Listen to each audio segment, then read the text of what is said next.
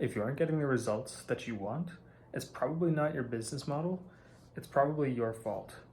So let me explain. When I was a kid, I had a lemonade stand, okay?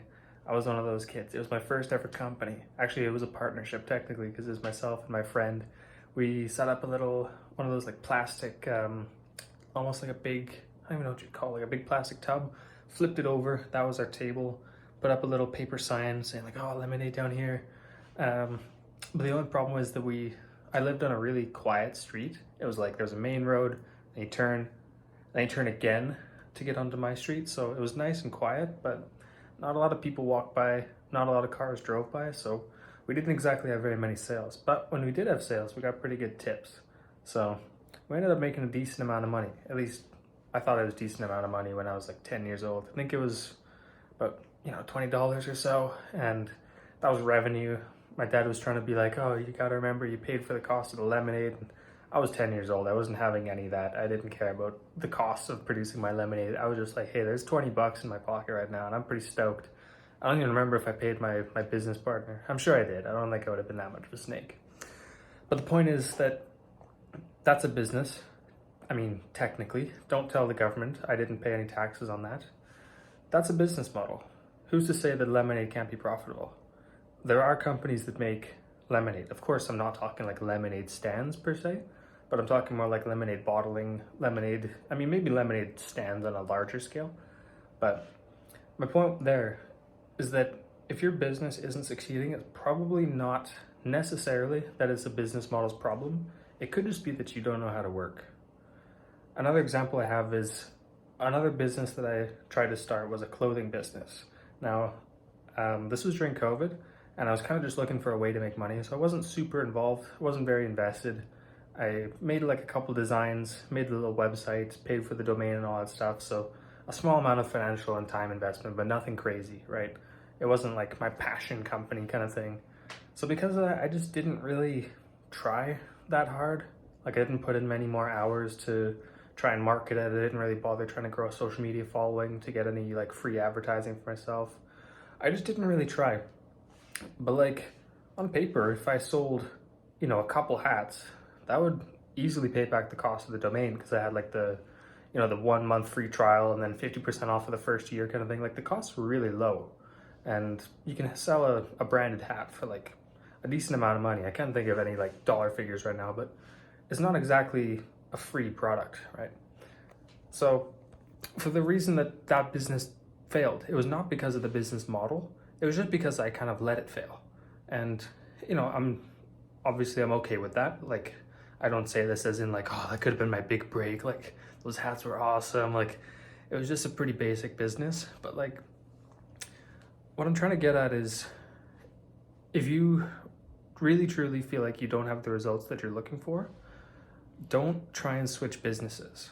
Because that's a mistake that I made, in that you can say that I switched businesses off of the lemonade stand, but that's kind of just a funny anecdote. But what I did switch was I didn't do those hats anymore. I switched more towards like a professional service kind of business, which is what I do now. And that is pretty profitable. But if I really wanted to, I'm sure I could have gotten the hat business profitable.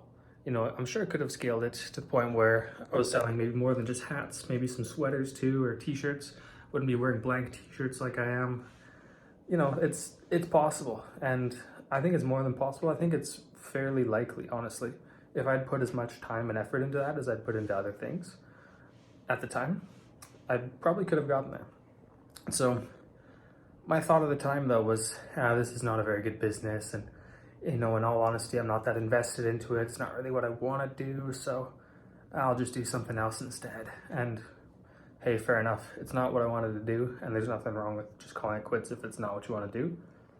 But if you're only slacking off because you're lazy and because the excuse there is that, oh, it's, a bad business, like, how am I supposed to make money selling hats or whatever? Like, people do. Companies do. Do you own a hat?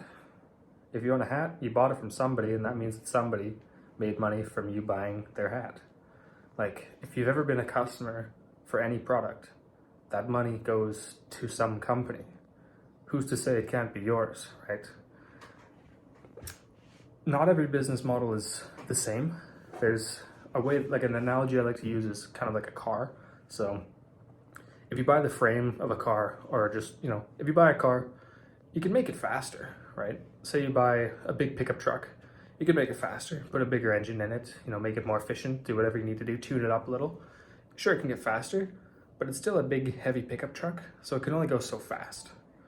Or if you start with something really small, like a lightweight little sports car, you could put another big engine in it, make it faster, but this time it gets really fast.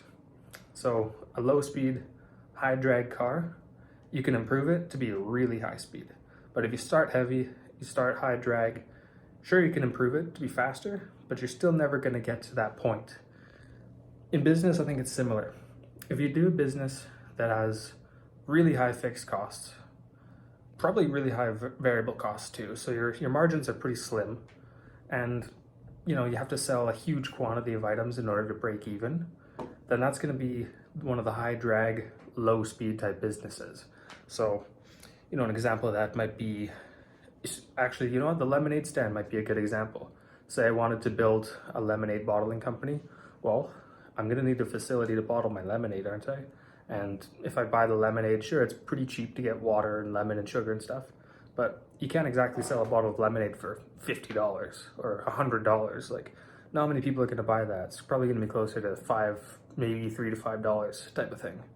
So $3 to $5, when you take away the cost of the lemonade, say you make like a $4 profit, you still have to spread that profit across all of your fixed costs in order to break even. So you need to sell a heck of a lot of lemonade, is what I'm getting at.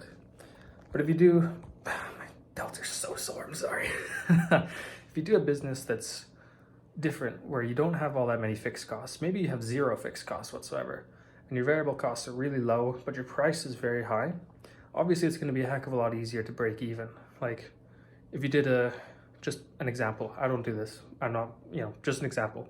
If you did a marketing company, like social media marketing, which is so popular for people to do online, really all you need is like a couple subscriptions, and you can sell that product for hundreds, thousands of dollars a month, or sell it per post or whatever you want to do.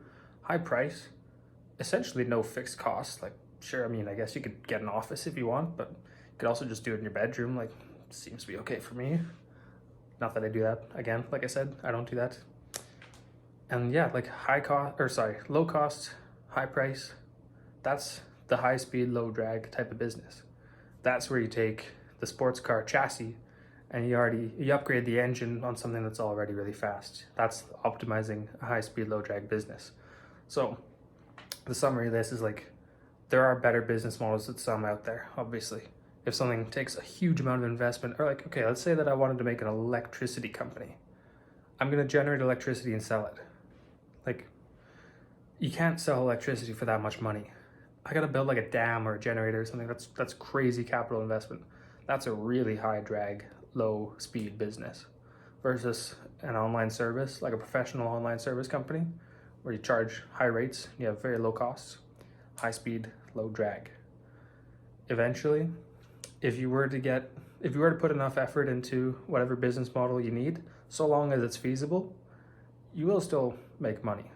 And so the lesson for my past self essentially is, you don't need to flip-flop between ideas. Because I should say also, I tried drop shipping for a little bit, as I think everybody did. My computer just stopped. Awesome. Okay, welcome back. I'm using that as like a little light here, so I get a light on my face instead of just above me.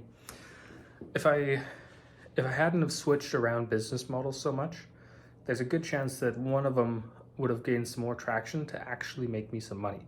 Because all those business models, I invested some money in, like, not a lot again, a couple subscriptions kind of thing online, Shopify and domain and all that. But I just never really put enough effort in to actually turn a profit. Before I was like, maybe this isn't the right model. The business model is probably not the problem. The problem is probably you. So remember that. High speed, low drag. The model is not the problem. Get after it, boys.